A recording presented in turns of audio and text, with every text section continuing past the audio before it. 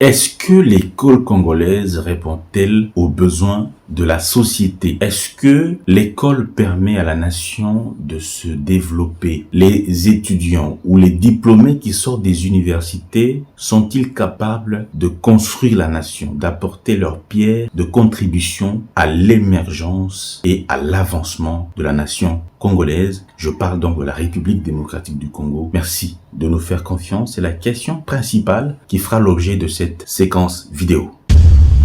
Mesdames et messieurs, voici quelques principaux arguments que je vais avancer, que je vous invite également à pouvoir, ensemble avec moi, réfléchir. D'abord, on va prendre deux aspects, l'aspect positif et l'aspect négatif de la manière dont l'éducation est organisée dans notre pays, la RDC, et même dans beaucoup de pays africains. Si vous me suivez dans d'autres États africains, sachez que cette réflexion vaut pour tous ces États-là qui, justement, ne permettent pas que leur éducation puisse aider leur nation à se développer. Aspect positif. Premièrement, il y a un accès élargi à l'éducation. Vous savez, en RDC, la Constitution le dit, la gratuité de l'école de base est donc une effectivité. Ainsi donc, cette gratuité de l'enseignement primaire a permis à des millions d'enfants d'aller à l'école. L'école reste donc un vecteur d'espoir et de mobilité sociale. La deuxième raison, ce sont des programmes qui sont théoriquement complets. Les programmes couvrent français, mathématiques, sciences, histoire géographique, existence de filières techniques et professionnelles, au moins sur le papier.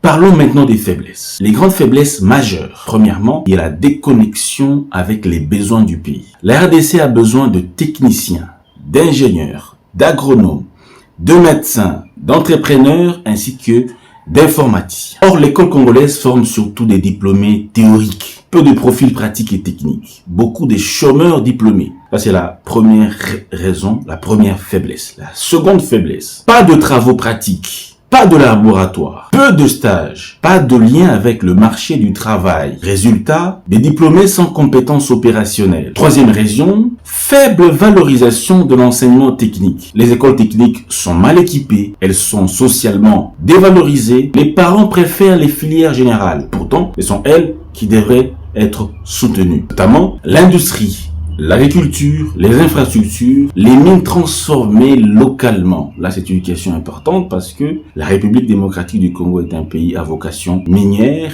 et agricole. Ce sont des filières qui sont censées sérieusement être prises au sérieux. Quatrièmement, un problème de langue. Enseignement presque exclusivement en français. Rupture avec la réalité linguistique des élèves. Cela freine la compréhension. Oui, le français est un frein au développement, à la connaissance, la compréhension, la créativité, l'apprentissage en milieu rural. Cinquièmement, la qualité des enseignants. Comment nos enseignants sont-ils ou comment fonctionnent-ils? Premièrement, salaire faible, formation continue insuffisante, démotivation. Une école ne peut pas être meilleure que ses enseignants. C'est impossible. Sixièmement, le manque d'éducation civique et morale. L'école forme peu de citoyens responsables, des patriotes conscients, des leaders intègres. On enseigne des matières, mais pas assez l'éthique, la citoyenneté, la responsabilité publique. En résumé, l'école congolaise scolarise, n'emploie pas, ne développe pas suffisamment, ne prépare pas efficacement l'avenir du pays. Cette réflexion va nous pousser à réfléchir ensemble, vous et moi, et à nous poser la question de savoir, mais que faudrait-il donc changer? Voici ce qu'il faut changer. Il faut adapter les programmes aux réalités congolaises. Miser sur la technique et le professionnel. Lier école, entreprise et État. Valoriser les langues nationales. Former et motiver les enseignants. Faire de l'école un outil de développement national. Mesdames et messieurs, je vous pose également la question, vous qui me suivez, que ce soit en Afrique, en Europe, en Asie ou même en Océanie, est-ce que l'école dans votre pays est un outil de développement national ou simplement un secteur totalement abandonné, oublié des dirigeants? N'oubliez pas, pour finir, que Nelson Mandela disait que l'éducation est le levier principal du développement d'une nation.